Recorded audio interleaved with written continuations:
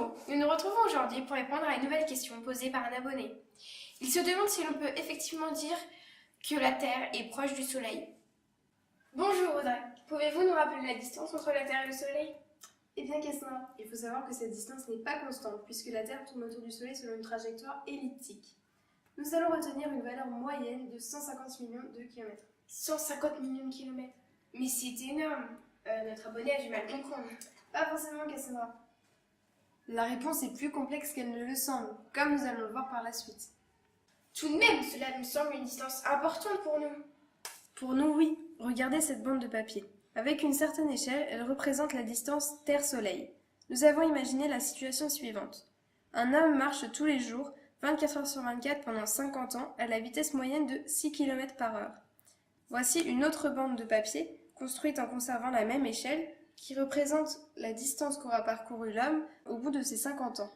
Mais elle est minuscule. Un homme n'est pas prêt d'aller sur le Soleil à pied, si tant est que cela soit possible. Ceci étant, ce n'est qu'un piéton. J'imagine que la situation n'est pas la même si l'on s'intéresse à un véhicule. Exactement. Prenons la situation suivante. Un routier parcourt 500 km par jour, cela 5 jours par semaine pendant 46 semaines durant 40 ans. Voici la bande correspondant à la distance qu'il aura parcourue à la retraite, en respectant toujours la même échelle. Mais elle est quasiment identique. Presque 2 fois plus grande tout de même, mais minime par rapport à l'unité astronomique qui correspond à la distance Terre-Soleil.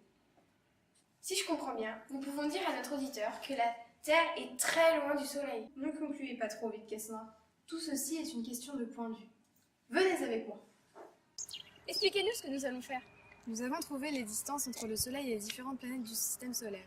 Grâce à un tableau de proportionnalité, nous les avons reportés sur cette ficelle afin de les comparer, bien sûr en respectant la même échelle. Vous nous conviez donc à un voyage dans le système solaire. Exactement, Cassandra. Tenez donc le bout de la ficelle, vous serez notre Soleil. Ça me Et touche. c'est parti. Nous quittons le Soleil et arrivons à la première planète. Mercure, c'est la première planète rocheuse dite tellurique. Elle est plus petite que la Terre et d'aspect, elle ressemble à la Lune avec sa surface couverte de cratères. Poursuivons le voyage jusqu'à Vénus. C'est aussi une planète rocheuse. Elle est à peu près de la taille de la Terre et ce n'est pas une planète très hospitalière. Il y fait très chaud et il y pleut de l'acide. Nous voici à présent sur Terre, notre planète. Avec de l'eau et une atmosphère pour nous protéger, c'est la seule sur laquelle nous avons trouvé de la vie. Elle est surnommée la planète bleue. Quittons notre berceau pour Mars. Mars, 2 fois plus petite que la Terre, elle possède le plus grand volcan du système solaire, avec ses 22 km de haut. Sa couleur rouge lui vient du fer présent à sa surface qui a rouillé. Nous reculons maintenant beaucoup plus pour arriver sur Jupiter.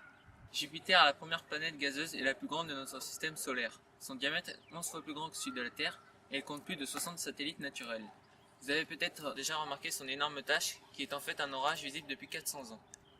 Là, nous avons vraiment changé d'échelle. Continuons pour aller sur Saturne. Elle aussi gazeuse et bien plus grande que la Terre. Elle possède un superbe système d'anneaux, très visible contrairement aux autres planètes. Et chose étonnante, sa masse volumique est inférieure à celle de l'eau. Si l'on la plongeait dans une baignoire, elle flotterait. En route pour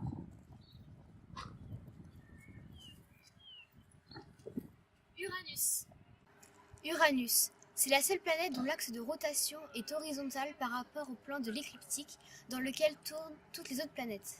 Nous commençons à être vraiment loin du Soleil là. Nous arrivons sur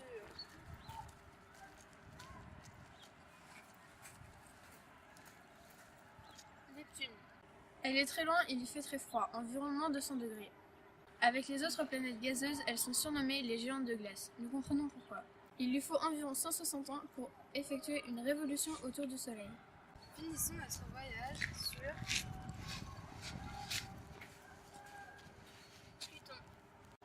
Pluton, qui n'est plus une planète depuis 2006, elle a été classée planète naine en compagnie de Cérès et Iris. Elle était trop petite, pas dans le plan de l'écliptique. Si elle restait une planète, il fallait en rajouter d'autres qui lui ressemblent. Eh bien Audrey, votre voyage nous a menés bien loin du Soleil.